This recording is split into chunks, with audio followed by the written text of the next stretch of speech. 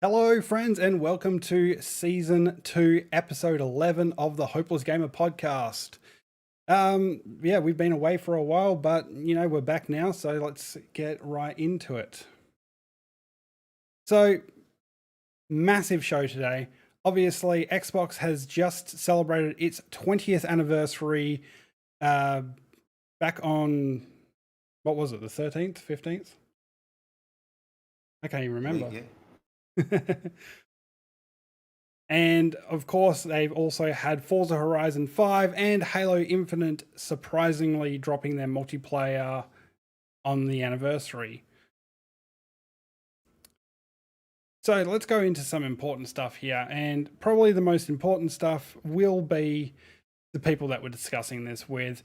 First up this week, we have the all new, never podcasted before, because the Sith always keep him busy. We have Darth Ghost. Hi. And of course, we have the Targa Rally West legend, BassMstrAU. How you going? He hasn't crashed yet, so he's a legend. And of course, you're stuck with me, because guess what? I run it. So, first off, Forza Horizon 5. How are we all enjoying the wide open racing in Mexico? Like, obviously, it's fun. They've hit over 10 million players already. It is the biggest Xbox launch in history. How are we feeling about it? Biggest map, isn't it, in history for Forza as well? Yeah, it's 50% bigger than Forza Horizon 4. Some people have said that it's not true because they've done a map over a map thing, but personally, I feel like it's a lot more open than what Horizon 4 was, because you can't really drive from one end to the other in Horizon 4. You always hit a freaking brick wall or something like that. This, you can practically just do anything apart from the massive mountain in the middle. Yeah, I'm finding myself in the game concentrating on certain areas because to get from one side of the map to the other side of the map takes a bloody long time. And what do you got to do? You got to buy a house to unlock fast travel, but to unlock fast travel for nothing, you got to get all the fast travel boards, don't you? Is that the way it all? You need every single fast travel board to make it 0 credits. They're not. It was an effort in itself, I've got to say, because I did it. Yeah, but they're not one of the ones that are hanging up on the bloody balcony of a hotel and on the power lines and stuff like that. They're the XP boards, aren't they? I got both of them. I got both of them as well. It took about, I think the hotel one was like, holy, there's one up there? I've got to go get that. The power lines was just like, nope, that's not it, rewind. Nope, that's not it, rewind. Yeah, I've been watching people do that as well. They just keep rewinding it back and doing the same jump and then just moving the car to the left or to the right, or take it to the left and then drag it to the right as they get it to the jump to try and get it to twist and bend in the air and all the rest of it. And I was just like, oh well, it's at least they were creative with it. I reckon people are whinging about it, but I'm like, well, at least it's not one of those things where you can spend 3 hours and you've done all the boards. No, I agree. You have to have some new changes. You can't just keep it exactly the same as the old games are. Yeah. Yeah, and was in 4, did they have the thing where you unlock, because I've noticed a lot of people posting videos now of you buy a certain car and you unlock all the perks and it turns it into another car? Yeah. Did they have that in 4? Yeah, there was cars hidden inside car perks. There wasn't as many. It seems to be a lot more in this one because it seems to be, or I'm seeing a lot more videos maybe. I don't know. They started with the Hoonigan stuff. Like when the Hoonigan stuff first started coming into 4, that's when a couple of them you could get through perks, but you could buy them anyway, so people didn't really care. Yeah, apparently they've nuked the Goliath thing. You can't auto drive apparently anymore. They've changed that. Oh. Hopefully I got some of that in before it got patched. Interesting. I was just intrigued by the concept of the whole thing being auto drive. When I watched the video on it, I'm like, was skeptical then. Gave it a bash and turned out it worked quite well. Yeah, but there just on its own thing. I thought it was fine just to leave it in there. I mean, it's up to you how much money you want to make. At the end of the day, you're just going to spend it. It's not like it's my money and run. Yeah, it's not like you're buying stuff to do anything better or whatever. You're just buying it to buy more vehicles to unlock more stuff in the game. There was also people were setting up the Goliath runs for like the ultimate XP, so you could get more car perks. Because you know Yeah, I've seen the that one. car Yeah. tokens, if you've got like 500 of them or whatever, like however much you get from it, you don't have it doesn't have to be spent on the car that you got it in. It can be spent on any car. So people are just maxing out all the perks on all these cars from one race. Oh, there's a video floating around. It's someone's taken one of those old boxy Volvos and maxed Oh, it out and used it for drag racing, and the thing just sounds like an F1 car, and it just slingshots out of the hole and just goes. And it's just the most weirdest thing to see, but I was just like, this is just gonna really annoy some people, but it's funny as hell. honestly, like it's. Honestly, I thought the box Volvo would be used for drifting because that's what I've seen them used for in the past. But the amount of different things you can do with cars in this game, like you can literally get any car. You can make yourself a drag version. You can make yourself a drift version. You can make yourself an off-road version. I have a freaking off-road rally Corvette, and it flies. Like that was one of the best perks of this game, was being able to just off-road or drag any vehicle. yeah. So it's one of those things. Like I kind of want to make a Bronco, but a drift Bronco. The new one. Yeah, exactly. But there's the other thing I've seen people, or the usual complaining, which I hate about Forza, is when you're doing those bloody spins and eating clothes. But I've seen someone did a thing where apparently if you it costs you about $2 million, you can buy all the clothes, then you don't get them anymore in any spins. Yeah, I did that in Forza Horizon 4 as well. I bought So them that's all. what people are doing. They were doing the Goliath runs to get cash to then go and buy all the clothing. So then when they get wheel spins, they don't get any clothes. Really? Well, that makes sense. I have a lot of wheel spins to do, but yeah, I've bought all the clothes. I bought every dress. I've got a pretty little sunflower dress. I'm totally gonna wear that. Well, yeah, I just laugh at some of the dances and everything you can do. I think at the moment I'm doing the is it the Halo? Can we be friends? One is the one whenever I win something, and it's just most random one because every ones that I've had races against, everyone else is still set on the default dance or whatever, and there's my character in the middle doing something stupid. Should be And noticed. Yeah. One's And got a then confetti launcher. the other day I had someone was dressed up as a astronaut. Yeah, I've got Don't know that where outfit. they got that outfit from. Yeah. I think it's from the early release outfit, wasn't it? I think it's from Starfield. Oh, okay. Because I got the same outfit. I've got it as well, yeah. I'm not sure where it there was comes a from. whole bunch of perks, wasn't there? There's one for there was stuff if you played the previous games, and things like that. So, do you reckon Forza the Horizon thing's going to end up being a game as a service? They'll just end up banding the map, or having like they did with 4, where you could just fast travel to a different location, like the Lego one and things. Oh yeah, they'll put expansions on it. I don't think it will be a live service game because honestly, the whole point of like a new Forza Horizon game is a new location. Like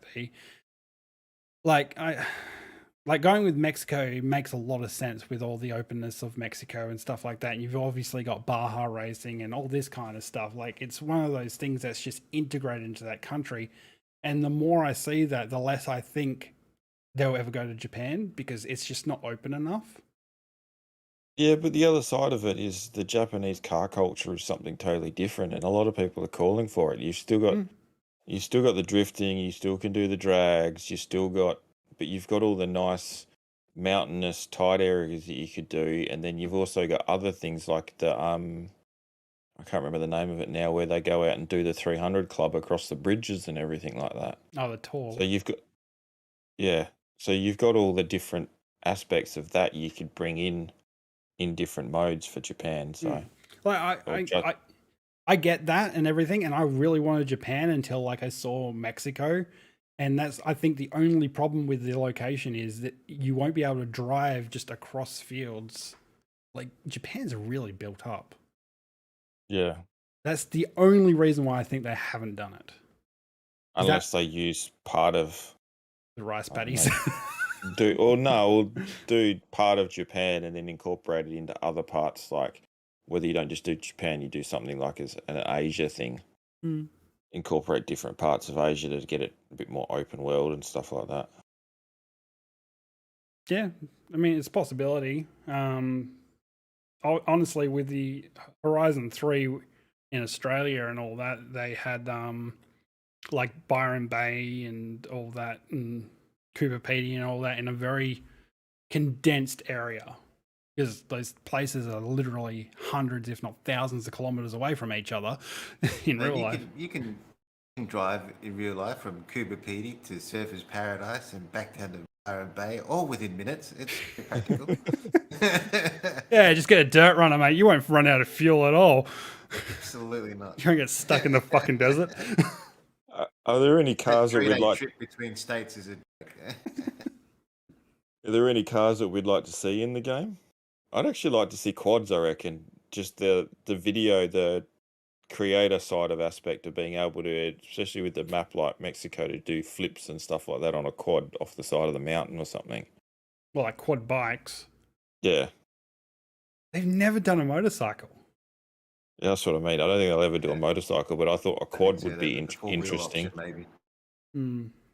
I mean, they got those I'd like to see more prototype cars that are made production.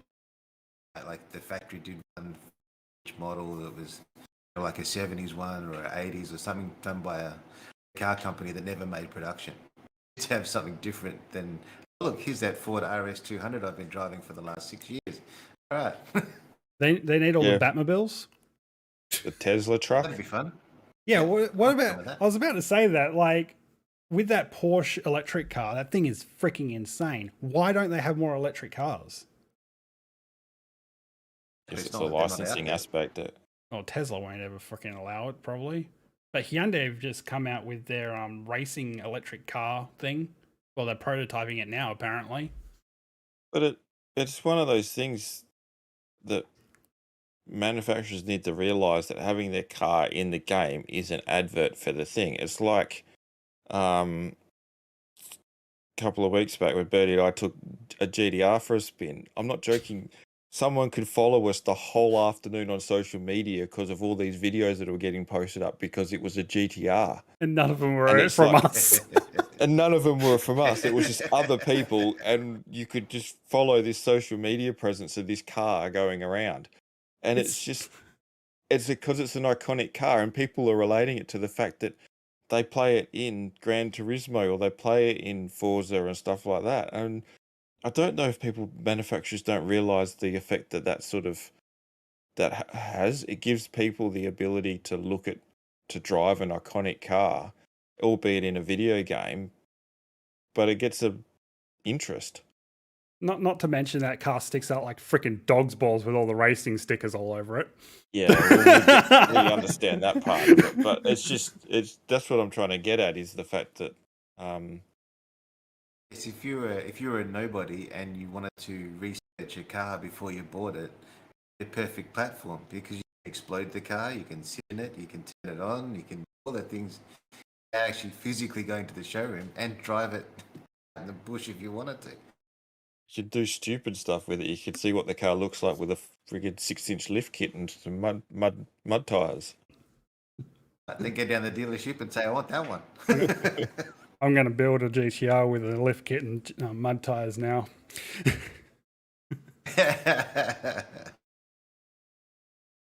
But in saying that, I reckon the different areas that they did have in Forza for the different sort of race modes were actually quite good. It wasn't sort of the different what do they call it, Horizon festivals, that sort of you had to do parts in one festival to then unlock the next one was actually made it pretty good progression. You couldn't just fly through and unlock all of them. Mm. You had to actually do stuff to unlock missions.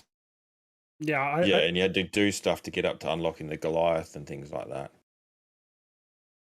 I do feel like the Goliath and all that came up very quickly. Like, you could almost unlock them immediately if you wanted to. I'd already Unlocked unlocked the main one and the blue one, and I think it's the road racing mode, and the one before that I unlocked, but then I hadn't, because I used the points to unlock that, I hadn't unlocked like all the bar jar and all the other modes and everything yet. See, I've unlocked all that, and I've barely done any of the races. I've unlocked all of it and haven't done any of the big ones. Yeah. Goliath or the Titan or and I haven't done this. All unlocked. Been for a while, too busy distracted, like, oh, there's a race over there. Yeah, I've been doing a lot of the festival playlist stuff to unlock all the special cars and everything that's coming out of that. And that mixed with I've done every Apex race there is has allowed me enough points to unlock everything in that thing, like all the big races and all that kind of stuff. I feel like it was a little bit too easy, especially when you look at something like Halo Infinite, where it's almost impossible to unlock anything at the moment. But I felt like it was a little bit too easy. But even with all that stuff unlocked, there's still a ton of stuff to do. Like, there's obviously the festival playlist. They need to fix Horizon Arcade, because that's just impossible to get anything because no one's playing it. And everyone online is complaining that they can't get a game in it to do it. They want it taken out of the Horizon Festival playlist because no one can ever complete it because there's not enough people playing it. And it makes you wonder, if there's all these people complaining that no one's playing it, how come it's not working? Because there's literally thousands of people complaining that it doesn't work because there's not enough players. I think that might have come down to the fact last night we played it is there was 4 of us in this circle that started playing it, and the other 2 guys disappeared, yet scores kept going up. So they were doing the task, but neither of us could see each other on the screen. And then by the time we went to the second option, the second area, it disappeared completely. So yeah, that's the problem connectivity issues. That's the problem I've been having as well. the matchmaking. But Eliminator and all that, I've been fine. Yeah, same. Eliminator, no issue at all. Yeah, Eliminator. Because it takes it separate and out of the main area completely. And what was the other thing? The little playground games, I think they call them, which is kind of like a pun on their own name, but still. Yeah, I've never had a problem with that either. You've been seeing some of the maps people have been making in the creator modes? Yes. Like, someone made the Irwindale Drift circuit, and everyone's been making all these different circuits for all different bits and pieces. Too. And then this is the question you have to ask, isn't it? If you've got Creative Lab now, why do we still have Super 7s in it? Not just like Super 7s away and go away and never come back again. Yeah, Super 7s annoy me a bit, but there's some cool things in there. Yeah, some of the Super 7 modes I don't like. Yeah, my talent's lacking on trying to complete those ones, so I skip or change or re-roll or whatever you want to call it. Some I just find a hole boring in the as barrier fuck. and just go straight to the checkpoint. All the crap in the middle. Some I just find boring as fuck. There was one where you had to drift a garbage truck into garbage bins. That was really fun. Yeah, I enjoyed that one. That was fun. And then there's one where I had to race down that one. Creative Lab with later that garbage truck one. That was pretty cool. Did you Z or something? It was. But there's some of the ones where I'm like trying to race from one point to the next point, and if there wasn't actually having to go through the checkpoint markers, I would have just launched the car off the mountain. Just going, yep, I'll see how far I can get down here quick, sort of thing. But I had to weave my way down because I had to go through checkpoints. I'm like, wonder what the penalty is if you just launch it and try and see if you can hit the finish line before they engages you. Was that in the Mazda? I can't remember. Was I it think that no was when they had to go up to the volcano. Oh, okay, that was different. That was that one where you're chasing along that one. But That's cool. I like that one. Perfect car for it.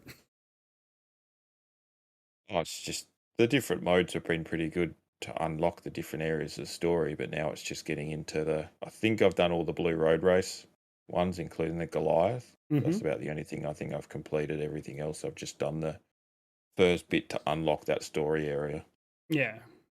Honestly, like I've had a lot of fun doing like the Vocho Horizon story about the beetle. Yep. So I love all those story things and things like that, different challenges, and that one was really good because it shows like it literally shows like how many different things you can turn one car into in Horizon. Like, yeah, you can do a lot with a beetle in real life. Like, it's one of the most iconic cars for it in the world. But the fact that it's in a video game you can do that is ridiculous. Yeah. I haven't actually got into most of the story modes. I think I've done the first one Yeah, well, you know, that you had to do. you did the one where you had to find the beetle and put it on the tow truck. Yeah. Yeah, the story continues from there. It's ridiculous. I think there's, from what I had a look in the part of it, there's about 4 or 5 different story modes So far. I swear there's more than that on my screen though. I'm trying to work out this filter thing because that was the thing I always used to use in Forza 4 was just like I'd filter into whatever mode that I wanted to do and that's what I'd go and do. Yeah, I use the filter a lot. The screen's way too crowded otherwise. What's your guys' take on the fact that whenever you do a race and you finish the race, you come out in the car that you've just raced in and not gone back to the one you just entered the race in? A little bit annoying. I swear they've changed that. Yeah, that wasn't like that in 4. That's what I mean. Like you rock up and you do a race and you change your car to whatever you do in the race. Then you finish the race and you drop back into that vehicle you just finished the race in. I'm like, no, I don't want that one. I want to go back to the off-road buggy that I was in or something. Yeah, else to get to the next one. To get to the next challenge. Oh. Yeah, if you're in a convoy, the second or the person who's joined the convoy, if they pick a car, the race that you race, you pick the car, then they pick their car. When they exit the race, they go back to the original car they were in, regardless of whether they own the car or not. Interesting. It's always the main host that seems to have the look. You're stuck with this now. Yep. Fair enough. Okay, so how do we feel about Horizon? Like, is it good? Is it bad? It's up for 4 Game of the Year awards, or not Game of the Year, Game Awards nominations, like accessibility and music and sound and. They missed a couple of things. To be honest, I think they missed out on having a Mexican dedicated radio station, like bringing 5 English stations direct from the UK into Mexico with a bunch of British people with like, hey man, we're in Mexico and like I only got 2 Mexicans. You know what I find weird is there's only 2 voices for your character. Like our characters have never had a voice before, and all of a sudden there's 2 voices, male and female. Whoop-de-doo. Yeah. My other thing is, why can't we have? I thought there was a plugin before where you could use Spotify. Yeah, there was. Before you can use Spotify. Now you can't do a custom channel on this one. No, but you can put it in streamer mode. You can use Spotify in the background. Yeah, you can use streamer mode for your music. So instead of playing licensed music, it will play copyright free music through the channels. And the music's actually good, I will admit. Because most of the time I get in the car and turn the radio off. Yeah, I kept on forgetting to do that. That's why I turned it to streamer mode to make videos from it, because it was getting bad. You did not have the authorization for this, too. The other stupid thing is, like, you'd do a race or something, and then it'll turn the radio back on. Yeah. Yep. Like, really? But no, it's good. It's up for some game awards and everything like that, which is absolutely great to see. I can't believe it's already gotten 10 million players, but I also think that's largely to Game Pass Ultimate being on PC and console at the same time. Yeah, well, speaking of Game Pass, the ability to get just the premium add-on. Yeah. it's the first of, I think it's the first of that game, and that was, to me, that's the game changer. That's exactly what you want to be doing. They're getting their clip on the premium stuff, but also getting the game out there on Game Pass. And the thing is, it's not like it was something that was hidden. Like, you told me about it first, and I was like, oh, that's cool. And then Xbox was advertising it on their Twitter. Yeah. Like, it's not So like they were giving it a heads up. They were saying, hey, don't buy the game. If you've got Ultimate, buy the little pass. Exactly. It'll be you want to play it early, just get the pass add-on. Like, save yourself some more money. Which I'm hoping they're going to start doing more games. I do love how some big content creators in Australia were complaining that everyone was playing Forza Horizon 5 and they couldn't because apparently Game Pass said it was too early for them. Won't name names. And I'm like, yeah, maybe you should have bought the premium pass to unlock it all. It's like, yeah, it's not released yet. Oh, anyway. We should move on before we get ourselves into more trouble. So, Xbox has had their 20th anniversary on the 15th of November. I was right on the date. And it showed some amazing memories from the last 2 decades of gaming. Along with this, they had a few announcements, such as the Halo live action series that's coming to Paramount Plus. They have over 70 new games on the backwards compatibility program, and 37 existing games are getting FPS boost. So, probably the most exciting things to be announced out of this was also a 6-part documentary titled Power On, the story of Xbox. And of course, the Halo Infinite multiplayer going live during the stream. So which is also free to play and anyone can hop into it at any time they want. So let's break it down from the highs and the lows and everything else. Like, who watched the stream or the video afterwards? Like, what did we think about the 20th anniversary celebrations from Xbox? I thought it was quite well done because they paid tribute to a lot of people, like a lot of staff, a lot of places around the world that have done different things. It was quite well done, I thought. There was highlights from different content creators around the world as well that have all enjoyed Xbox over the years. And then obviously you got The Rock paying his tribute to it from when he first launched it and everything. It's going to take more than a crowbar to get The Rock away from an Xbox, I think. I think so, especially they keep bringing him into it and keeping him in it, so it's well for him.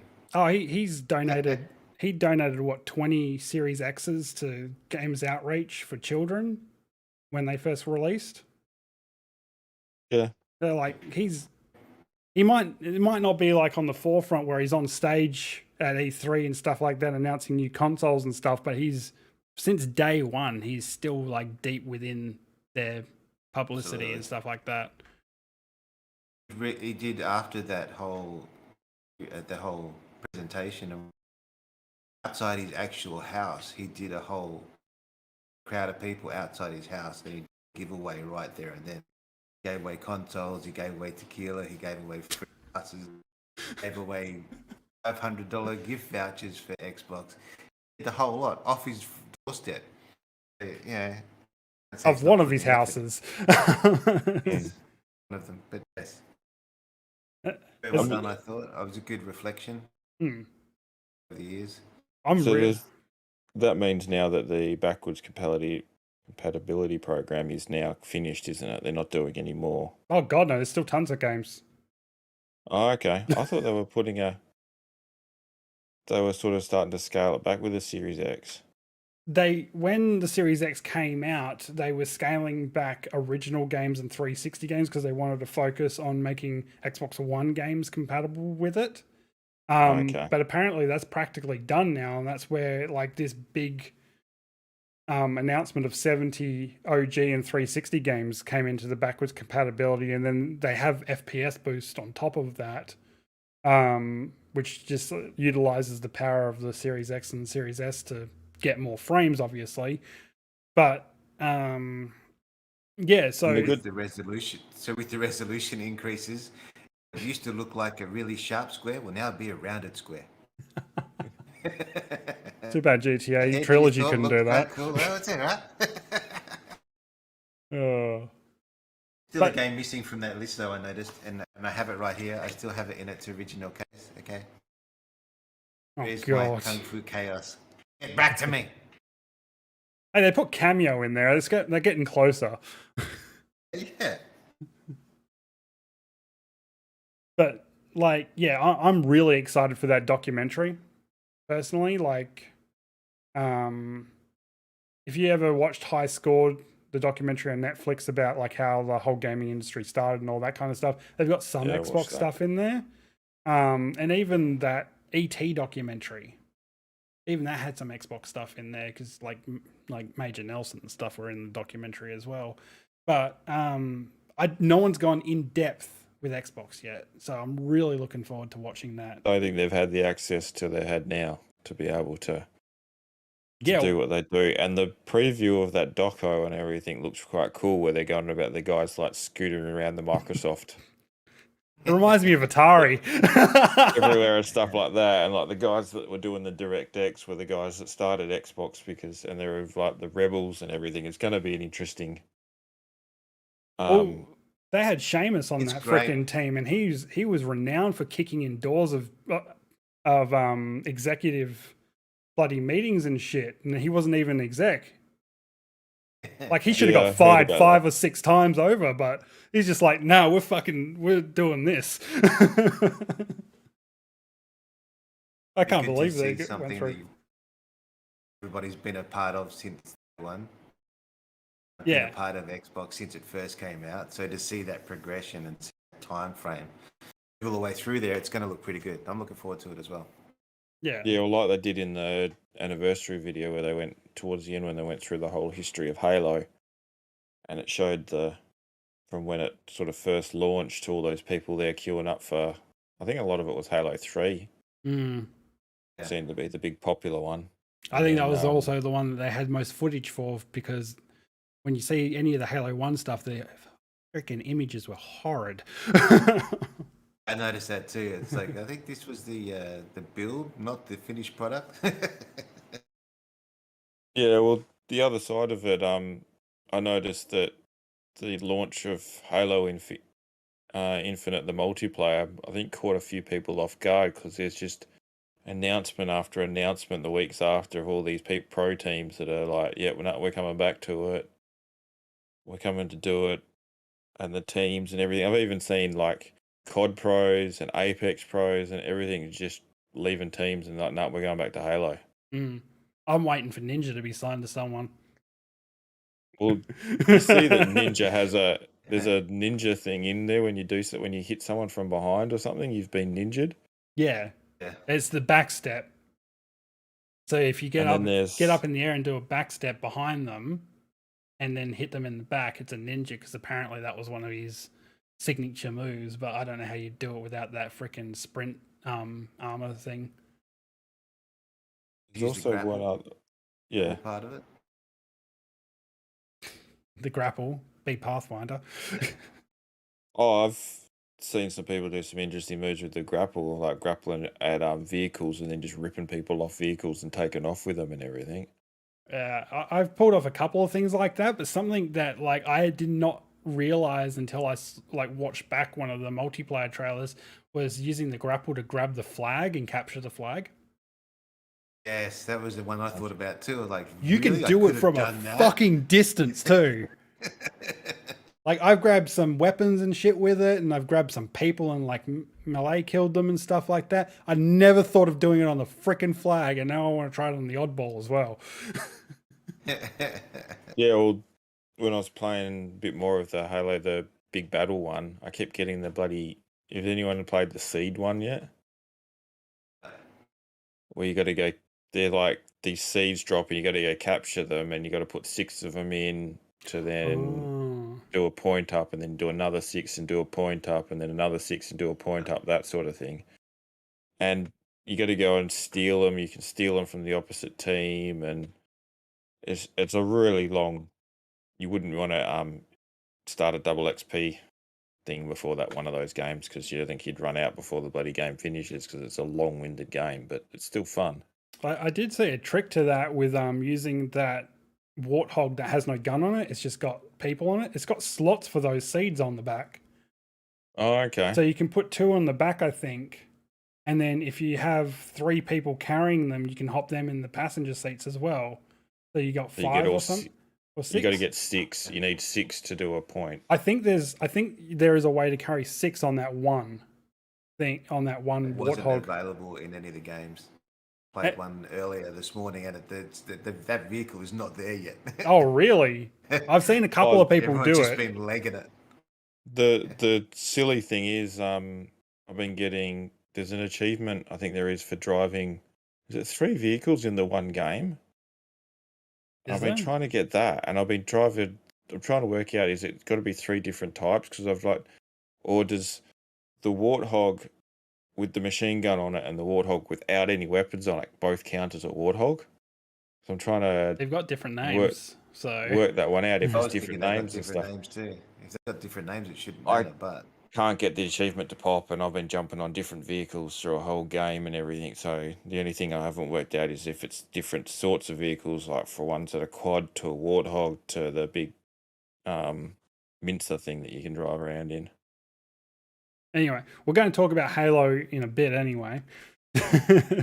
Let's go back to the stream. I thought the 20th cast was actually done quite well, and then finishing off with the band, the symphony orchestra in Australia doing the Yeah, how much of an involvement did Xbox Australia have with this stream? Because, like, apart from Xbox in America, I think like most of the shit came out of Australia. We even had Most of the our stuff. content creators in it. Yeah, but most of the stuff's been coming out of Australia because the PR stunt for Forza Horizon 5 was they dropped the bloody quad out of the sky off a helicopter, and that was in Australia. So it seems like Australian Xbox are the ones thinking outside the box, or Well, they've come up with Is the it best 'cause stuff in the past. or is they it got just a bigger budget this year round. They've probably got more money given to them to, hey, you can do more stuff. yeah, start being creative and doing stupid stuff. Here's a bigger budget. But if you think about it, Xbox Australia's come up with some of the best like publicity things that you can think of. Like they were the ones who did the when the Xbox One came out, or was it One X? They did that little freaking bedroom thing in the middle of the park, and you could go and play the consoles and stuff before they came out. They did the onesies, both the Forza onesie and the Xbox gaming onesie.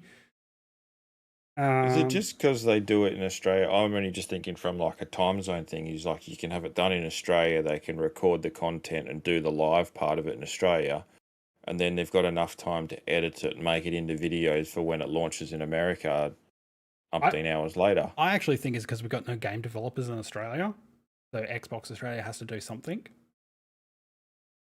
Yeah, that's true. And There is that aspect. honestly, like if you look at like the people that work for Xbox Australia, apart from Jeremy Hinton, who is the head of it, I think he's still the head of it. Most of them were content creators in the past, or they were media experts or social media experts. There is barely a freaking developer amongst them. So cheaper to do these things in Australia. Probably. Yeah. I mean, they did the Assassin's Creed Cheaper than the US. parkour thing when that came out. And it's easier to go find stuff to find areas to do everything is probably easier in Australia. You don't have to drive so far. Even though Australia's a big wide open place. All I'm saying is you can go out to find if you want to go and do something like, I don't know, like they did with Forza. They dropped the bloody car thing off a helicopter. You're not traveling hours upon hours to go find an area to do something like that. I mean, also like the Sydney Youth Orchestra that did the Halo thing has also been dubbed as one of the best orchestras in the world. So maybe that was also a part of it. And honestly, with COVID over there, when was the last time they did a freaking show? The video was interesting part of it, but with those bloody light rods that they had stuck in around them all. Mm. And I'm like, would that be? They're trying to play, and these bloody LED lights are just going nuts everywhere. And I'm like, that would have been interesting. Oh, they would have had it memorized, like with their eyes closed before they got to that. Like, I don't normally talk about like ex-girlfriends or anything like that, but I used to date a cellist who was studying at the WA Performing Arts Academy. Before a concert and stuff like that, 3 months before, she'd have the whole thing memorized.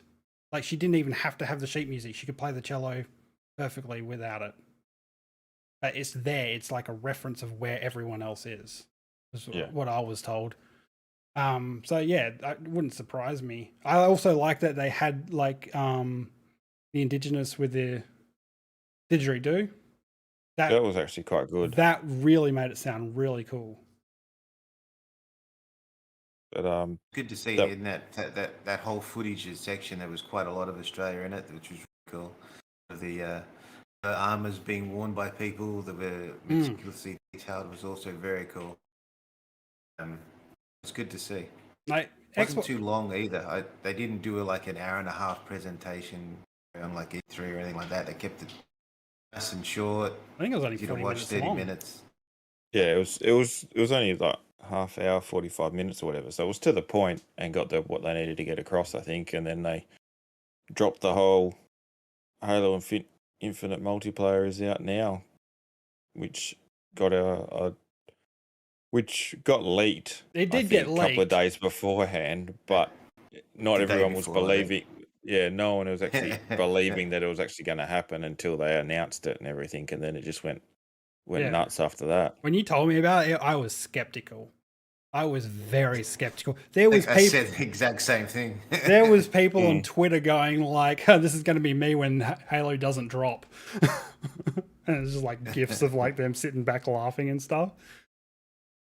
But it's certainly taken off like a house on fire, and the comments that I've been hearing about Halo Infinite has been quite good. The BR comments seem to have been thrown out the window because Halo Infinite has a good ranked system and people are enjoying playing the different modes. Yeah. Honestly, I feel like it's a lot to do with they got rid of a lot of the crap from like the newer Halo games like Armor Lock and stuff like that. Like, you can't go in with a perk. Everyone is even at the beginning of a game.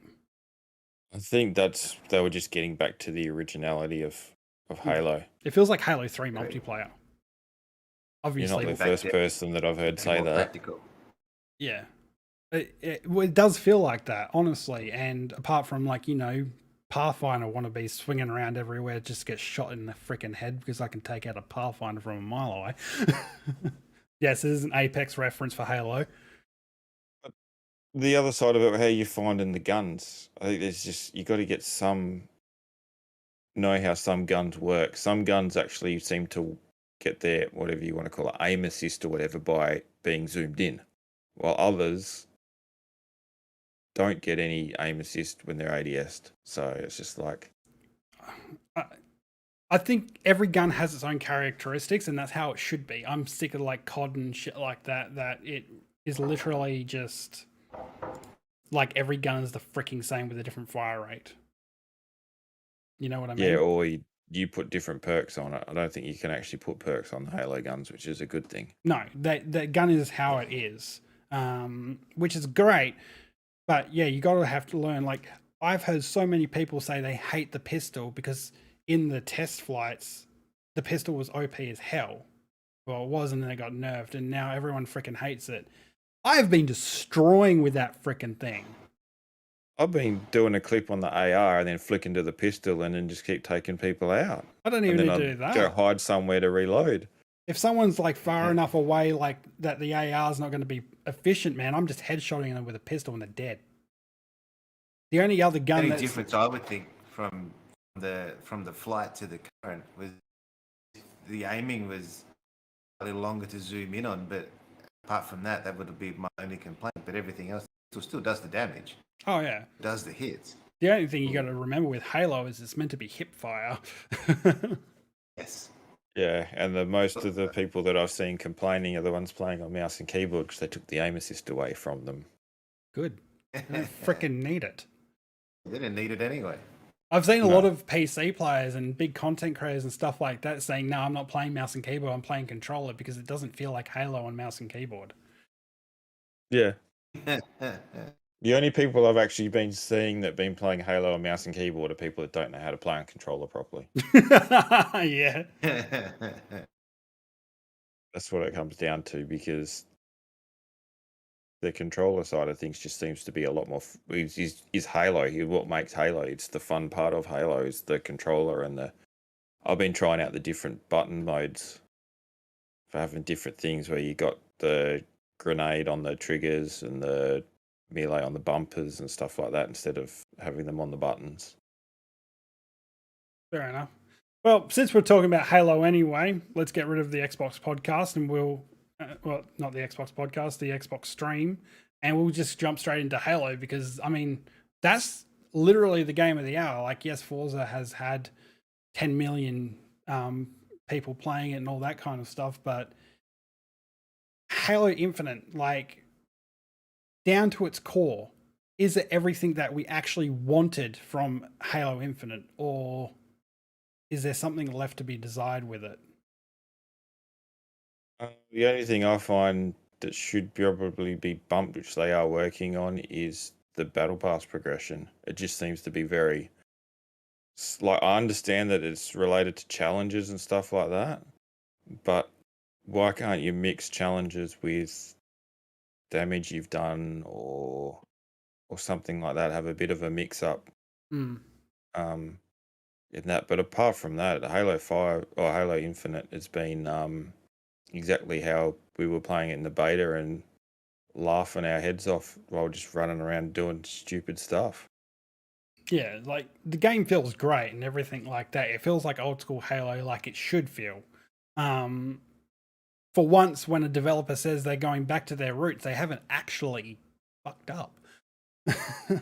Oh, and like the funny achievements I've been finding, like there's in the big battle mode where there's those hidden rooms on each side about halfway down where you got to hack into them. Yep. There's an achievement for hacking them.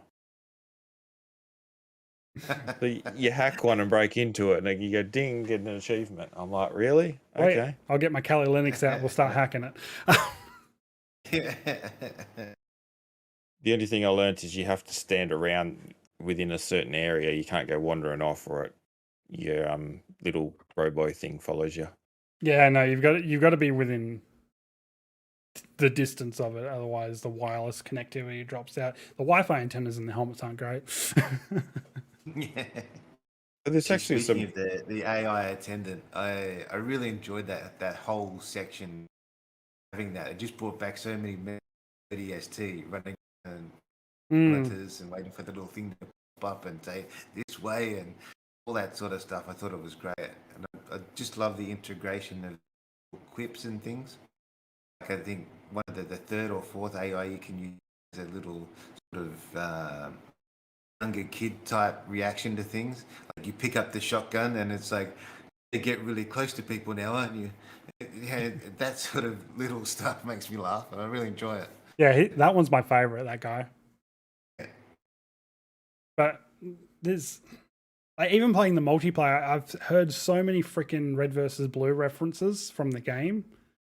Like, such a massive community, part of the Halo community also had Red versus Blue at the time, and even the Rooster Teeth guys have started like making videos from the Halo Infinite already, and it's just stupid skits, and it's hilarious. Like, people are starting to go back to this kind of content because there's a Halo game that makes them remember the content. Yeah, well, I was just saying before, the on the competitive side of Halo, what was it? It's they've announced for the HCS for next year, the prize money is $3 million plus whatever they can crowdfund. Yeah, I did see that as well, and like you can't really say they're going all over the world. Yeah, you can't really say HCS has been dormant because it's still been going. It's just no one's given a shit about it. You At just 3 seen this mil. progression of all these pros that have gone across to um, Call of Duty, like the Halo ones that have gone into Call of Duty. Some have gone into Apex and other games like that. Now Infinite's come out, and you're just seeing them all move back across. It's like is it? Oh well, yeah. Envy. You got their Halo team, which is now Optic, and the guy that's running that is an ex-Optic Halo player that won them a championship. Yeah. So it's going to be intriguing to see how that side of things progresses. There's some big names flying around. What I haven't actually looked at yet is it going to be mouse and keyboard or controller in the HCS? I don't know on that side of it. Don't know what the I haven't looked into it either, actually, because I saw like they've got opens for like Australia and New Zealand and America and Europe and stuff like that. Like that would be great just to compete in an open, like the old days, because you can do it online now. Yeah, because I noticed that they've like Apex have now allowed you to compete on controller And on console. on console now. So it's starting to see more and more more and more come in. And that's what would have to assume that the company would have to format either way or separate the two. Your mouse and keyboard competition and your controller competition. Yeah. So who's played ranked? I haven't yet. I've been waiting to Games. get in there with some people where I'm not getting spanked all the time. Well, that's the thing with ranked. It's not like other games where you go in and you get filled in with a ton of randoms and stuff like that and just, get annihilated. You can actually set like who you want to compete against. So you can set that you're on controller and that you're coming in as like a solo queuer. Yeah, so in the rank system, which I've actually had a look at that. So yeah, you can set yourself as you mouse and keyboard player or controller player, and they've got 4-person ranked, but then they also got solo duo ranked. And that's what I've been going in as. It's been good so far. Yeah, well, a couple of games I had wasn't too bad. So you don't get punished in that if you've got, obviously, because you got to be in a team of 4, but if you're in solo duo, it only reflects on your own game. You don't get punished for the other players that are part of your team. Yeah, start taking notes, Respawn.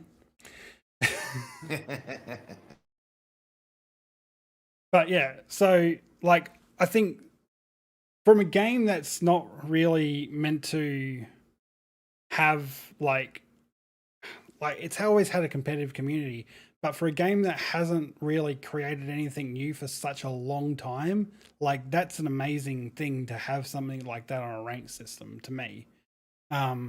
Also back onto the competitive thing, like with the HCS, like they're probably going to, whether it's mouse and keyboard or whatever, I'm pretty sure they'll probably run them on PCs. They should be running on Series X's, I think personally, or at least a server rack that's just got Series X's in it. Yeah, because I'm just having a look now, see if I can find. Because like that should be how it should be done, for the simple fact that's what makes it competitive. Everyone's always got the same hardware. Everyone's got like a Series X and everything. That's what they practice on. That's the same game code that they're going to run on.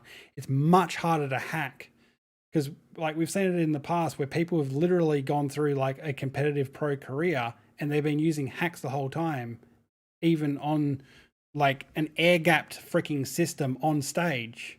It doesn't take much to hide a USB into something. Oh, word.exe. Exactly. It's not that difficult. We've seen it. We've seen people get caught for it, but you have a Series X, you have a controller or a mouse and keyboard. You can do mouse and keyboard on a Series X on Halo. It's like whether it doesn't really matter. But personally, I think they should all run consoles for like these kinds of competitions on a game that's always been a console game. And that way there's no one like,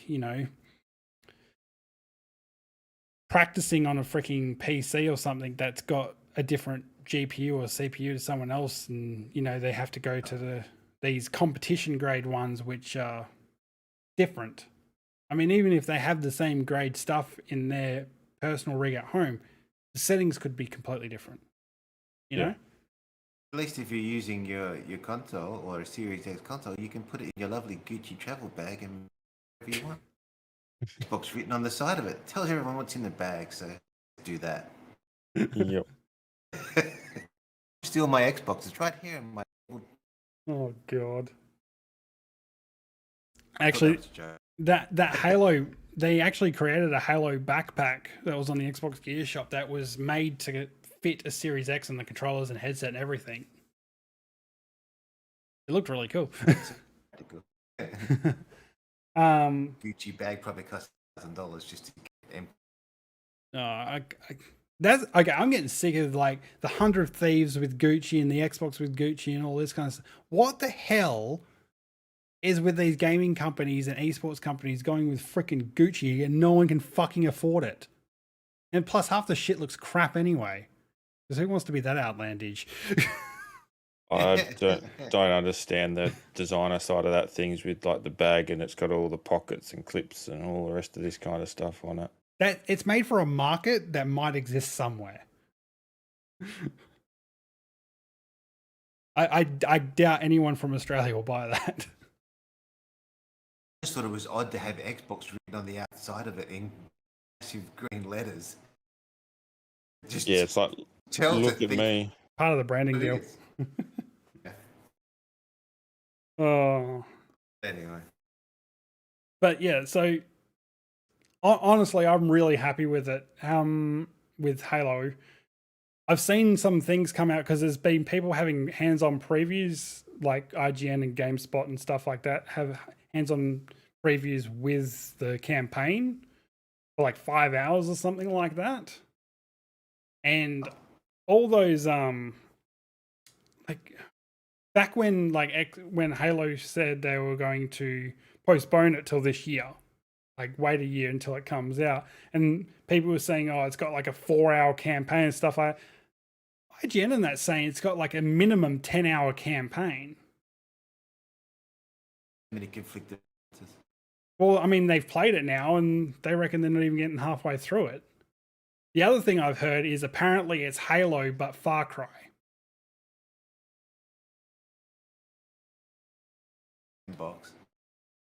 Sandbox mixed in with this way.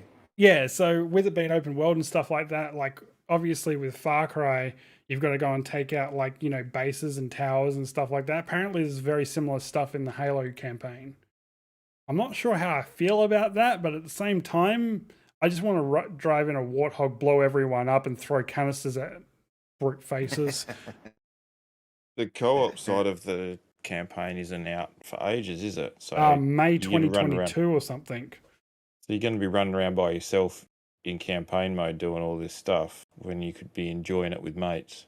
Well, they went through almost 2 years of saying that like the campaign will come out co-op and single player like day and date with the multiplayer and all that. It wasn't until they actually brought back one of the guys that created Halo in the first place. He left Bungie and he's gone to 343. And as soon as he started, because he's one of the game directors now, that's when the co-op got pulled from the release. Then said that it's not ready yet. So how bad can that co-op be that it was never going to be ready, like a year after it was meant to be? Like that's a big move. Yeah. And obviously he saw something that none of them did. Just going back to the competitive side of things, you can play on mouse and keyboard or controller. Are they separating them, or do they think that they can keep up with aim assist? Both at the same time. Fair enough.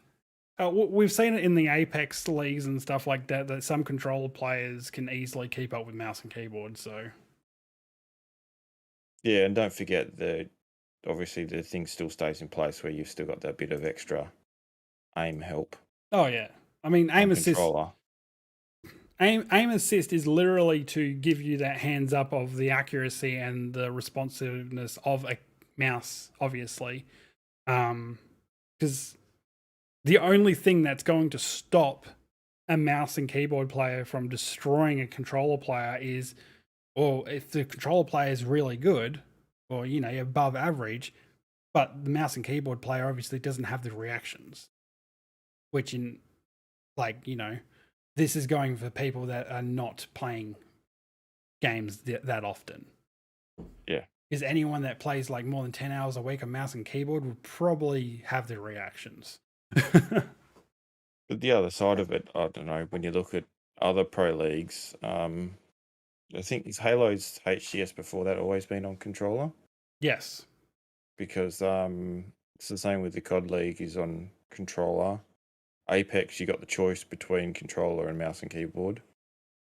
So I think COD League had the choice to use mouse and keyboard, but everyone just kept using controller. They did? Oh, I didn't know that. It could have, I don't know. I've always seen them. I've always seen them. Well, they've only just recently gone to PC anyway, because they were on PlayStations before that, because that was part of the freaking brand deal, and then PS5 came out and they couldn't keep up. Yeah, now they're on PCs, and I thought always the controller deal was the fact because Scuff sponsored them, so everyone's got to run a Scuff controller. Honestly, it could be anything. But having a look at the HCS season that they've revealed for this year and through to next year, there's a bucket load of events happening worldwide, and they've said that you only ever compete in people in the same area that you're in. So for us, if we're competing in Australia, we're only competing against Australian and New Zealand people. Right, and honestly, obviously, by ESL too, is it? Yeah. Yep. There is a lot of really good players in Australia. The main thing that lets most competitive gamers in Australia down is the internet. All of the servers are over east for us. So on the other side of the country, so our ping is minimum 60. 60, 70. Yeah. Normally it's riding around, 80, 90, depending on your internet connection. I've also just noticed they've already kicked off into an Australia-New Zealand comp that's running pretty much from now up until a week before Christmas. Fair enough. Might have to look at that. So yeah, a lot of the thing, the whole new infinite multiplayer. I'm not gonna say ESL back from the dead, but gave them some reinvention, signing their games to bring them back into the limelight. Because how much of ESL did you hear about in the last 10 years? Not much. Mostly it was the Intel Masters that was the only thing they were really running, which was all freaking League of Legends and stuff like that, so no one freaking gave a crap. Well, none of us did. The other side of it is, I don't know whether it's just because the way it seems to be, there seems to be more comps promoted in Europe and America, while the Australian region, they're on, but you don't hear about them unless you go digging and looking for them, and you need to know who's promoting them to actually find where they are so you can go sign up. I thought there would be a bit more, I don't know, advertising, a bit more promotion. Well, in saying that, last night on Twitter, the Fury Global team from Australia were smashing the PUBG tournament over in Asia. So, they're in the finals now, which just doesn't happen. But they're on, they've got the networking behind them. They're used to playing with all this delay and stuff, and they've just gone and cleaned up. People on Twitter are going freaking mental, which is a great thing. It puts Australia on the map. It was like the LCS team that was based out of Western Australia or whatever part of that went over to Europe, and they got out of the first round, which is unheard of for an Australasia team to get out of the freaking first round of Worlds, and they got through. Yeah, that's just it. Connectivity. It's a very different thing. Honestly, I'd love to be able to get into more competitive gaming and stuff like that. I'm getting older, unfortunately, so my reactions are getting as slow as the internet. But there's only a few Halo players, notably in Australia, that I'd be really freaking scared of facing, because most of them have either moved on or they just don't play games anymore.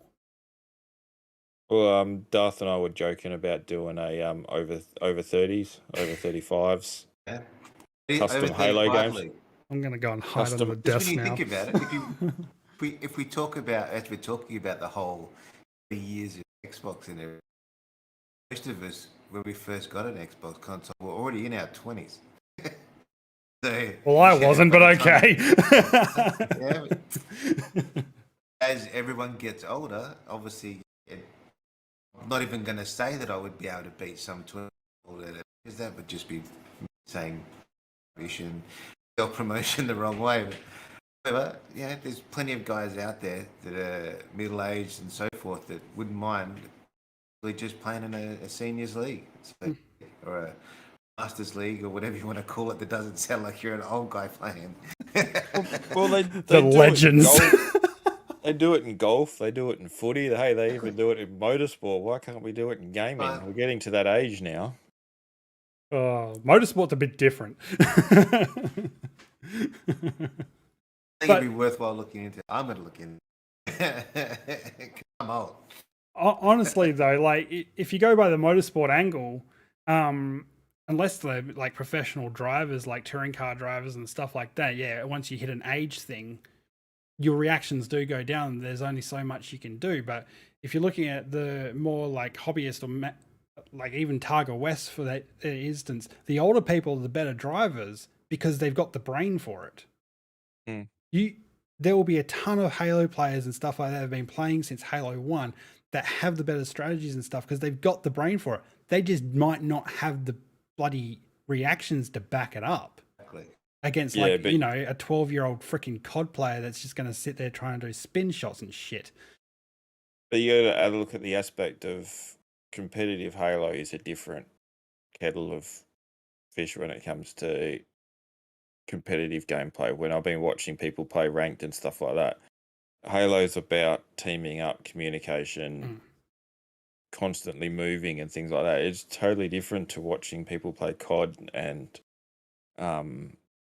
competitive COD, competitive Fortnite, competitive Apex. Yeah. So like even competitive Apex is a lot different to playing Apex in ranked. Like competitive Apex, everyone's just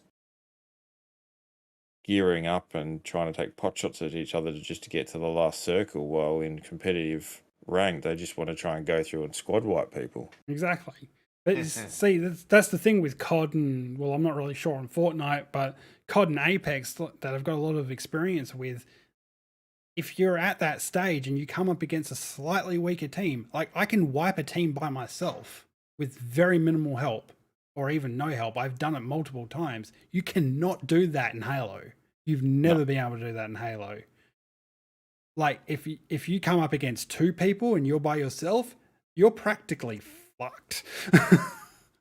Yeah, and then you also got to dodge the initial grenade barrage that's going to come into a certain area depending on what you're playing. Yeah, you're playing. That's the only way to beat a double team. Have really good grenades. Stick those first two grenades and run. Yep. If you've only got the standard grenades, make sure you rebound them good. Yeah. Have a spiker in the crotch. Anyway. But I mean, that's how that is, and that's how like the time to kill and everything's tuned. That's how the weapon accuracy and everything's tuned for Halo, and it's always been like that. Halo competitive play and even Halo normal play has always been about competitive teamwork. Yep. It's not like other games where back it's in the like, old Blood Gulch, you couldn't win Blood Gulch if you. Blood Gulch. They better be bringing that back. I think they are, aren't they? I thought they were. Yeah, I think they are. I just don't think it's out yet. I think there's a bit of a 12-month roadmap with Halo with stuff coming out. Just one more thing to add to that infinite multiplayer about it's very pretty. It's gorgeous. It's very, very pretty. There's lots more detail. Unfortunately, when you start to have a look and smell the roses, so to speak, it's quite easy to get killed. Well, my biggest thing on when you're playing the big battle thing is when you got those bloody animals running around. in the map, and you're running down you're flanking down the side, and you're like, is that a person or is that just some little animal that's hopping across because it's getting out of the way? And it's just like, there's times where I've just lobbed grenades in there and I've gone run around the corner. I'm like, no, that wasn't a person. That's an animal that I've just grenaded. That's a pretty distraction. Yeah. Look at our lovely flora and fauna. Oh, and the little tactics you can do in Halo in the multiplayer, like what was it with the seed thing? I think it was, and even with the grenades, it's like where they got those launch ramps. You can throw grenades at them, and it launches off the launch ramp and just sends them launches them hard into the air, and you're just waiting for it to bounce down and whatever take someone out, or because you can just throw grenades ahead of yourself when you're going to launch to an area, so they land in that area, and then you land in afterwards. Yeah, like, the man cannon stuff's always fun. The gun goose. I got my hands on a gun goose. Like, it's a mongoose with guns on it. It's great.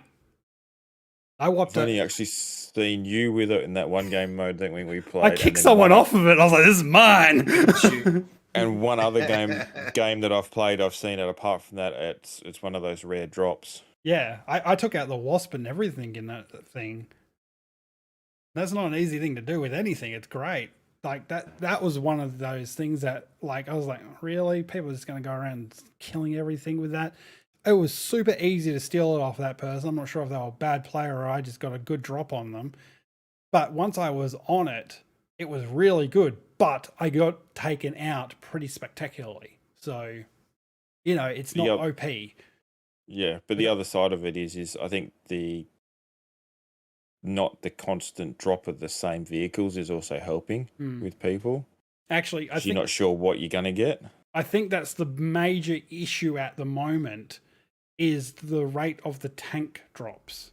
Because it seems that almost every single time when my team's been losing, a Scorpion tank has dropped but for them. And we've got nothing to combat it. And I'm just like, is this thing because they call that the broom? They give the other team a broom so they can finish sweeping up and clear the map for the next game. Well, that's what I mean. Like, is this a thing that they've added in? Like, if one team gets to a certain point threshold or something like that, they get rewarded with a Scorpion tank or something like that, while the other team just has to sit there and continue to suffer. Yeah. Oh, I think it's just one of those things they'll work it out as they go along. I think the losing team should get the Scorpion tank. Yeah, well, they should really. They should be, as the match progresses, they should drop weapons to allow them to get back into the game, close it back up again. Actually, that's the only glitch. It's a big game time thing. The big game has been going for 35 minutes to wrap this up so we can bring the next game in. Oh, God. It's the only glitch I've actually had so far was actually trying to take out a Scorpion tank. Like, I jumped on it to, like, punch it or whatever you can do on it. Thing is, I don't know what you can do on it because the Scorpion tank kind of freaked out and glitched out, and then I got thrown off it and just died. And I was like, okay, I don't really know what happened there. And then someone had blown it up before I got back to it. That's the only glitch I've found in the whole game so far. I've got a video I took on one glitch, and it's the warthog is humping the ground. Oh, it's doing little vibrating and just dancing there on there, and you're bouncing and everything like that, like it's bloody. It's not a glitch. It's called teabagging. It's a Halo. It was teabagging a rock, I think, that it was stuck on. Oh God, this is going to be bad. Bring back the teabags. So yeah, it's. So far, it looks absolutely brilliant. Like, I can't wait for the campaign and everything like that. I'm happy so far with ranked and everything like that. Like, I haven't even got a rank yet because I haven't done the initial 10 levels. The tutorials were absolutely great. Like, you can do a multiplayer tutorial, which has kind of got some storyline in it. Has anyone done that? Yeah, I've done that. That was actually quite good. It was really well made. Yeah. I'm not sure if you can call it a bit of the story. I'm not really sure how it fits in, but it does give you a bit of background story and stuff that we've seen from trailers anyway, but it's been really good. Who got banned from Halo already? Because they kept disconnecting from ranked games. Zealander got banned because the game kept crashing on him, and then there's penalties in ranked mode for disconnecting. Right. So he didn't get banned. I think he had 4 crashes, and then because of those 4 crashes, they count as 4 leaving for the game. So he got he couldn't load into a ranked match for 24 hours or something like that. Right. Respawn, are you taking notes yet? Like, seriously. So when it's not your fault, you still get in trouble. Yep. Well, obviously they crashes, and yeah. Honestly, they probably just haven't tuned it yet. Like, they've put something in as a security measure and like haven't tuned it for game crashes. But I haven't seen people complaining about game crashes. That was the only instance I've seen. So I reckon there's something wrong with his setup. No, I've seen it with a couple others. I've seen Dr. Lupo had a crash and lost, I don't know, like a third of a progression bar in ranked, which took him like 3 hours to get up to, which is gone. Right. In one game crash. So there is a few little issues going on. Has anyone had any problems on an Xbox? No, all the ones I've seen crashing are all on PC. That's what I thought. Yeah, exactly. So all the ones I've seen to do with crashing are PC related, not Xbox related. So the Series X version of the game, well, apparently Series Consoles version of the game runs 120 hertz. Like, that's going to be one of the first games that I've seen that run that smoothly at 120 hertz on Series console, which is absolutely brilliant. COD and Battlefield fucked up. Need more games of it. I guess we just wait for these new generation games to come out and start really pushing the Series X. Honestly, I'm still a little bit peeved about Forza being only 60 FPS, even on performance mode. Yeah, I'm waiting to see whether they make tweaks that or not. Apparently, pretty for Forza though. Yeah, I think they said in an interview the reason they've locked it to 60 was literally because they wanted to keep the game stability and everything like that. And I was like, okay, whatever. Which game was it? There was a game that came out that wouldn't frame lock on 3090 graphics cards. It just kept going and going and going. That was New World. That was frying 3090s. Yeah, that was it. It just would not frame rate lock. Well, it was you had to go in there and put it in itself because it just kept pushing the 3090 as far as it would go. Yeah, because the 3090 doesn't actually have a frame rate lock on by default, and New World didn't have a frame rate lock by default. Yep. Which one of those companies should probably put a frame that frame rate lock on by default, and it was just, we're gonna see who breaks first. Yep. But yeah, apparently all those have been from what I heard, they were all being replaced under warranty. Okay, yeah. But I kind of find that bullshit because that should be user error. But then again, it's not really errors, developer errors. I think there's 3 parties involved that are all in fault: the user, the game developer, and the driver developer. NVIDIA. You also get a lot of people like I'm in for and everything where you just plug the game in and you start playing. You play with the settings afterwards. Exactly.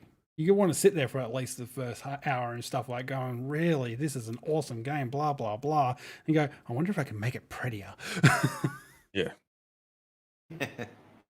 Which I noticed in Halo Infinite, there's no change in mode. It's just set to quality mode in the video settings. I've been playing around with my controller settings more than anything. I haven't actually looked at anything else in there, but yeah, maybe that's something that's going to come out in the full game release, because technically, yes, the multiplayer drop, but it's classed as a beta. They even said in the stream, like, the multiplayer beta will run all the way up until the launch of the full game on December 8th, and all your progression will carry over. So, see what happens on that. Now, is it? I thought it was only going to run from the 16th to the 2nd. What, the multiplayer? Yeah, I thought that's right. I thought the multiplayer finished tomorrow. The dates I saw. Really? Oh. Guess we'll find out whether it runs all the way. I was watching that Xbox 20th stream again last night, and they said it was all the way to launch. I'm gonna look this up. See what happens. We'll find out. That's a little bit weird, really.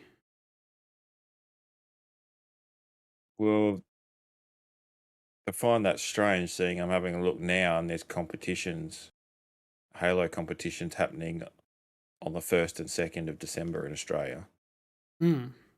So you Maybe don't it need is to be able now. to practice. So maybe they've just undone the whole lot. It's just going to be those same maps that we've been playing on anyway. Yeah. Yeah, so according to Games Radar, start of November 15th will go right on until the full launch of Halo Infinite in campaign mode on December 8th. That was updated 4 days ago, which is when the stream was. Well, they must have.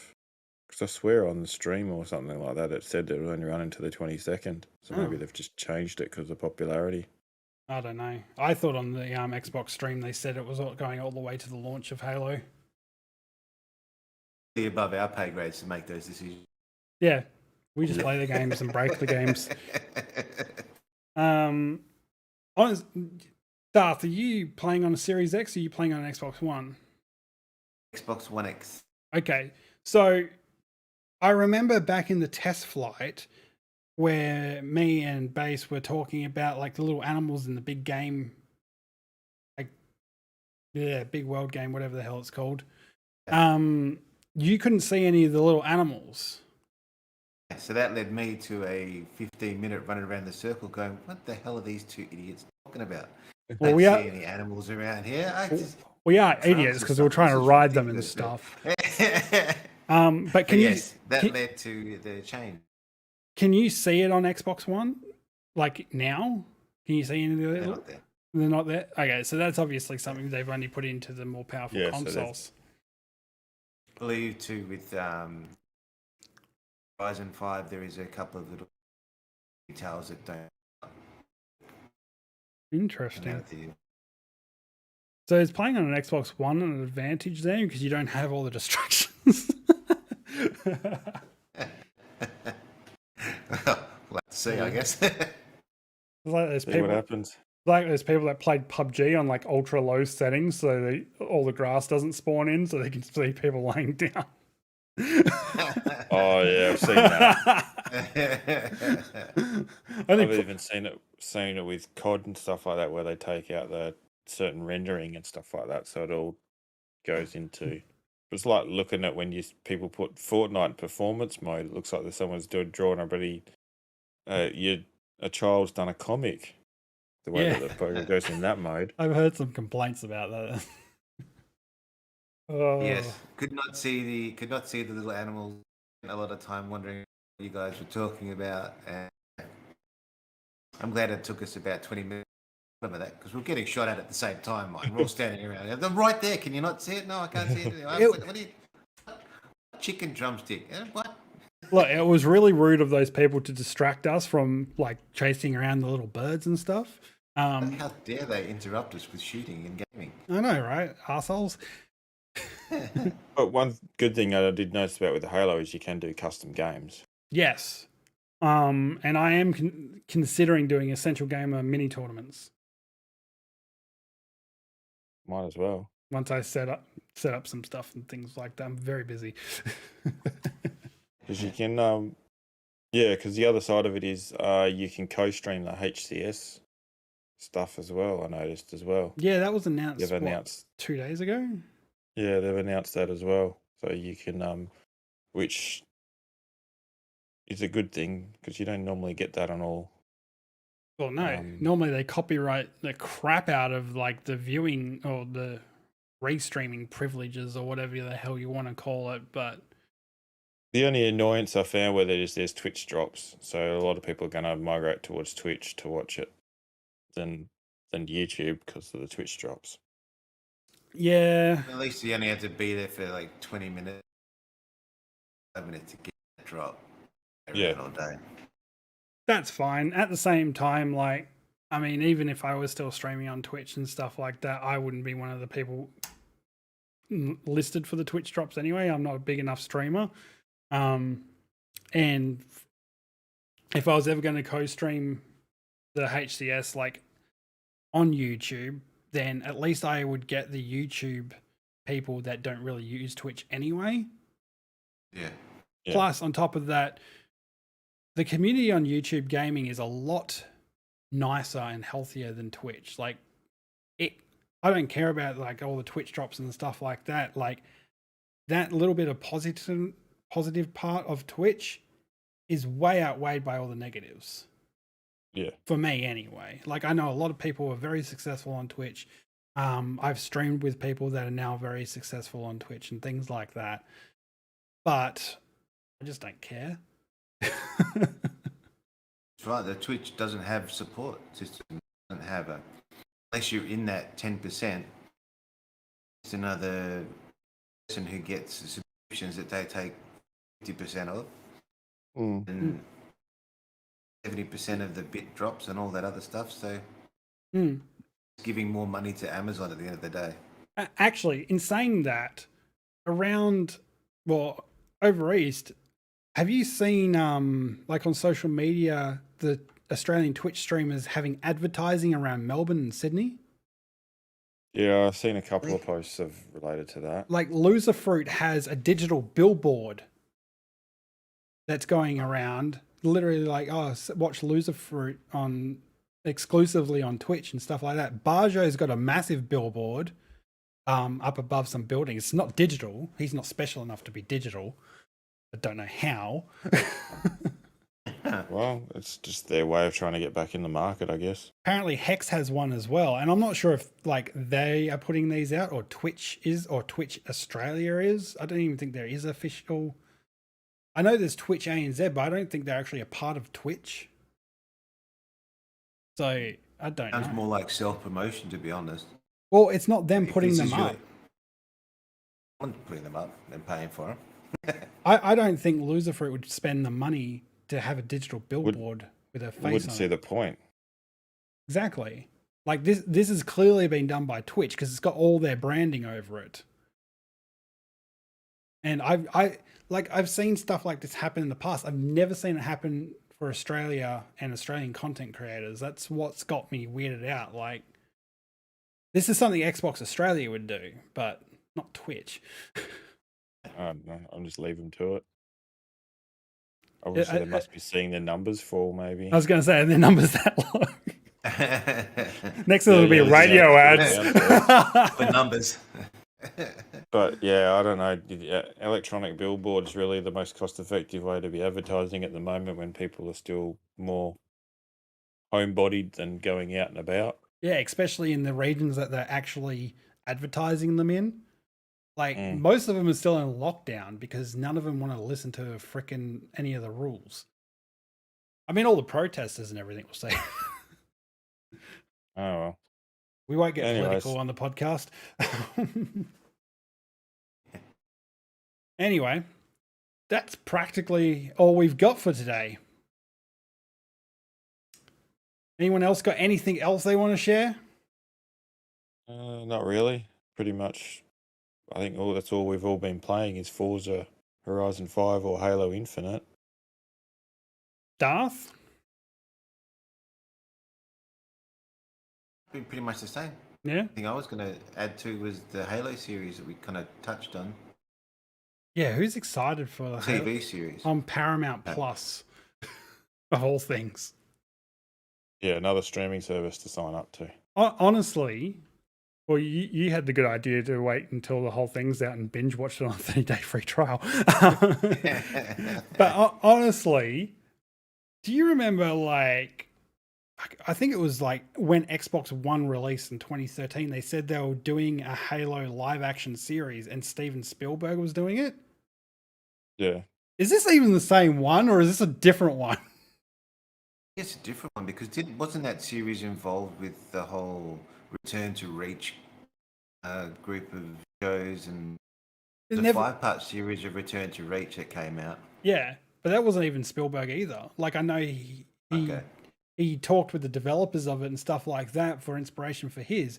And I think it was last year or something. He said he was still working on it, but what the fuck? That's right. It's hard to tell too from that trailer whether it's CGI or apparently it's live action. action. The Paramount Plus one That's apparently right, is live action. Is all the books and all the backstory coming to life? Maybe. I'm not sure. I'm not sure who's written the story for it. I'm not sure who's directing or producing it. I don't think it's Spielberg because I don't see it going to Paramount Plus if it was him. Plus, he's meant to be doing Ready Player 2 at the moment. The other side of it is that there wasn't a huge, it was just like a short clip sort of thing. So how far into the series is it? Or we wait for the next trailer or part of it to drop to make our decision? Well, when was it being streamed? 2022. It's coming to Paramount Plus. So, could be any time next year. Could be Christmas next year by the time it comes out. I still reckon they'd be at least a year or two into production. Yeah. Especially with the props needed. Oh, they'd be well into it and everything. I just thought they would have dropped a bit more of a teaser than what they did. I got more out of the live action trailers from lady that invented grapple and that sort of stuff, and those have been really cool. Those live action trailers. Very cool. And Halo have always done really amazing ones. I actually feel like Forza Horizon 5's live action trailers this time around haven't been the best. Like, they're cool and they really show off like what's happening and stuff, but I've seen better from them.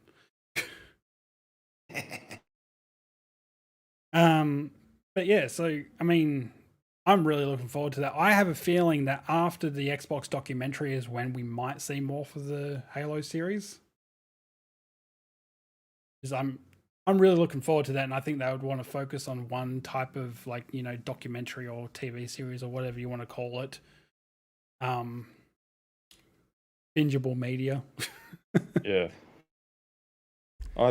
They might do the doco series and they might drop another teaser at the end of that. Yeah, that's what I think. Something like that. Maybe like, yeah, during it or at the end of it, or like just after it wraps up and then have it after. I don't know. There's all sorts of ways you could do it. I'm not a marketing manager. I don't care.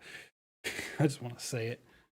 The only other thing, like apart from those that I've really been playing, is GTA Trilogy, which I've started streaming a little bit. I've seen the reviews come out and it's getting like 4s and 5s out of 10, which, yes, remastered stuff, yeah.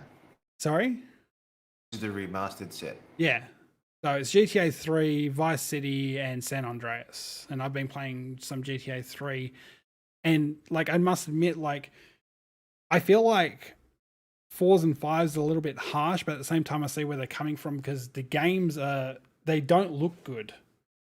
But at the same time, they look like like GTA 3 looks like a PS2 game to me. But I wouldn't call it a remaster, which is what it's meant to be. Most of the comments I've heard is just that they're saying it's just a money grab.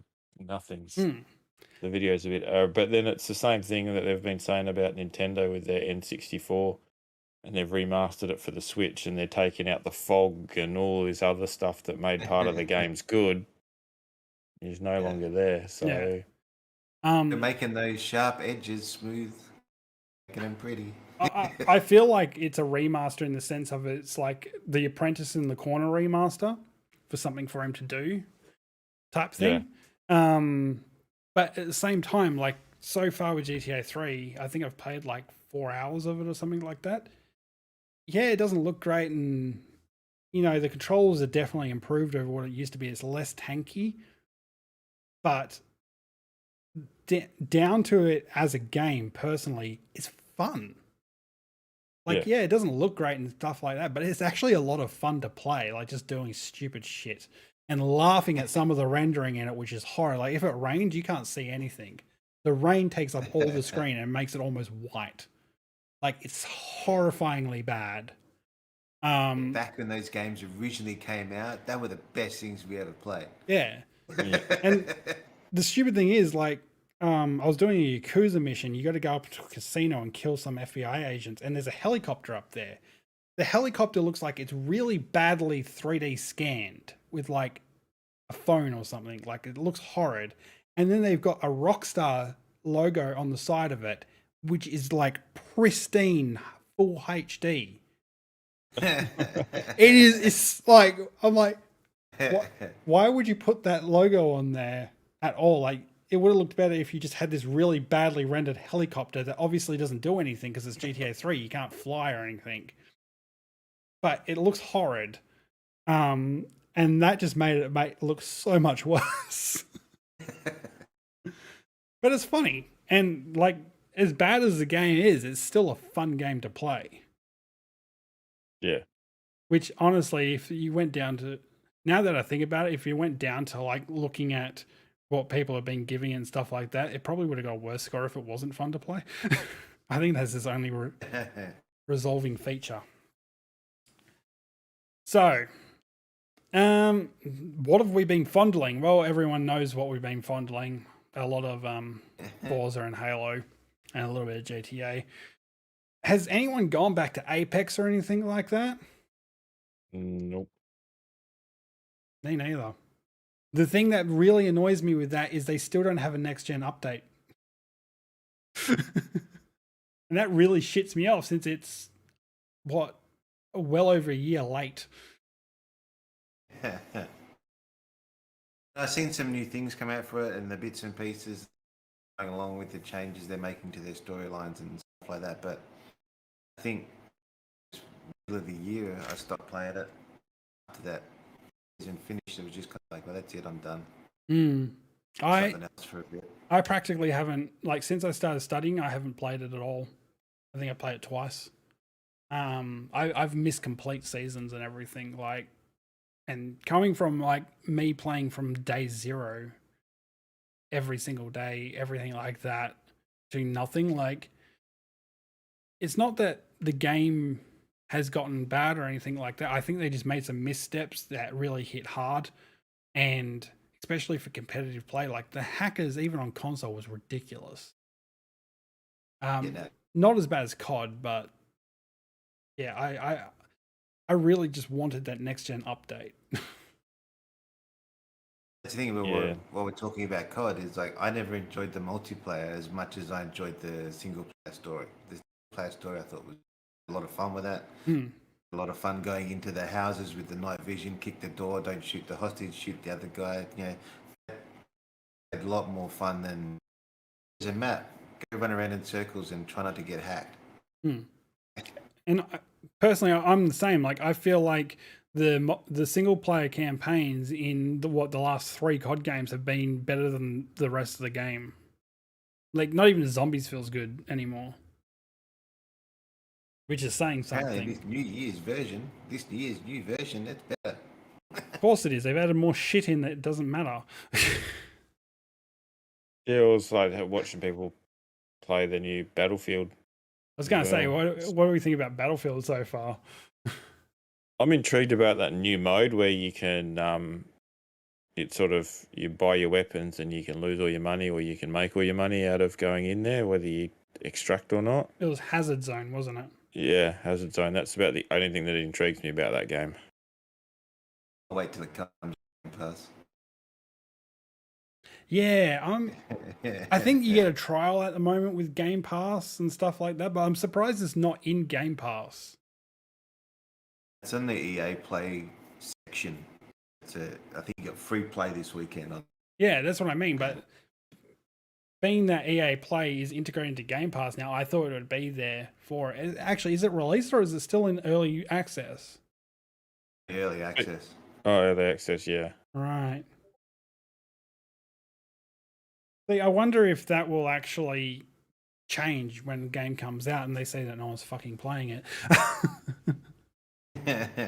At this point of the life cycle of Game Pass, whether people play your game or not, or whether it lives or dies compared to other games, is whether it's on Game Pass or not, I reckon. So too. Because people don't have any issue with playing the game on Game Pass. Then if it says, hey, you know, if you want these weapons or you want this DLC, you pay for the DLC. I'll pay for the DLC, no problem. I'm already enjoying the game. Enjoying the game for practically free. the DLC cost me $13-14. Of course you're going to do that. That's where they're making them on the extra add-ons. Yeah. So, And you see that, like that's what I mean with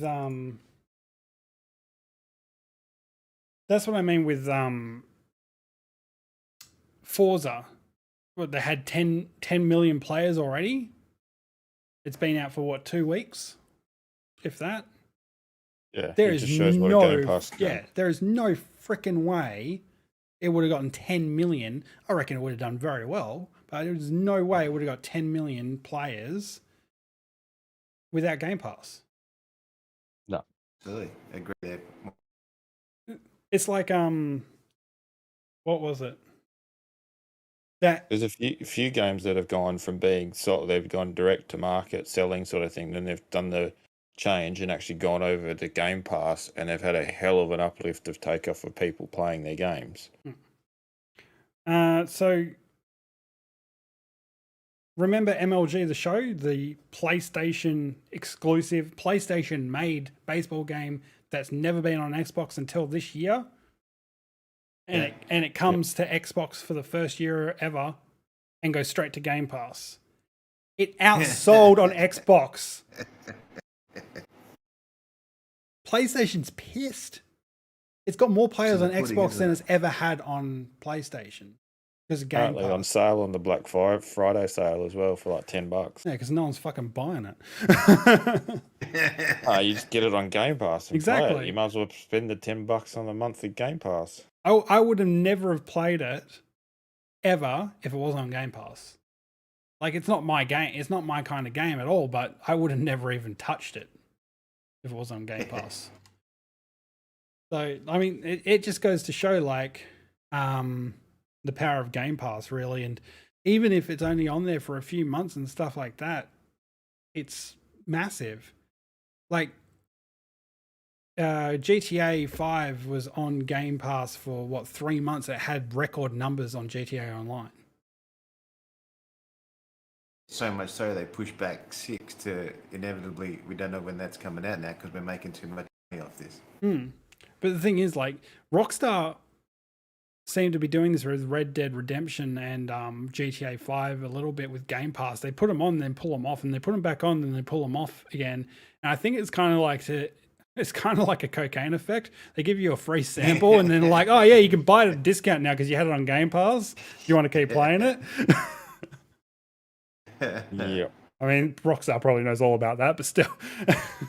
What was it, Rockstar? Oh, GTA 5 is what has been on 3 generations of consoles, and people have probably bought it on every single one of them. Yep. Kind of want to see what the next gen version of GTA 5 looks like. I'm terrible. Anyway. Okay, so let's finish this one up. There. So that's going to do us all here for today. Darth, where can we find you and all your content that you might make? Where do you stream? All the socials, just under Darth Ghost. The Darth Ghost? Just Darth Ghost. Darth Ghost. Okay. Fair enough. On all of the socials under that heading. You streaming or anything? Getting back into it, I'll probably start again, but that'll be only to YouTube. And Are you moving to YouTube as well? I sat on the fence for a very long time and decided that the Facebook doesn't work here. The the Twitch doesn't work. It's just more bites out of just being on YouTube. Basically, just people being more interactive. They just come and sit and stalk. They actually say things like, "Hey, how's it going?" Like, I've started a revolution, people. I was the first one to YouTube. I started the YouTube trend, and everyone's moving over with me. Anyway, Bass, where can we find you? On all the socials is BassMstrAU. I might be getting a bit more streaming, and I've got a bit of a workload at the moment, so I've got to get through that. But maybe over the Christmas break, I'll get a few more streams in because there's a few of these games I really want to finish and level up. Fair enough. And you can find me at birdyassassin on everything, Instagram, Twitter, Facebook, even though I don't really use Facebook because who the hell wants all your data given away? And I am exclusively on YouTube Gaming under birdyassassin as well. So remember, if there's anything cool that you want to send us or anything you want to tell us, you can always email us at podcast@essentialgamer.com.au, or you can find us on social media at essentialgamerau on Instagram and Facebook, or essentialgameau on Twitter. So until next time we see you with the next episode, bye for now. See ya.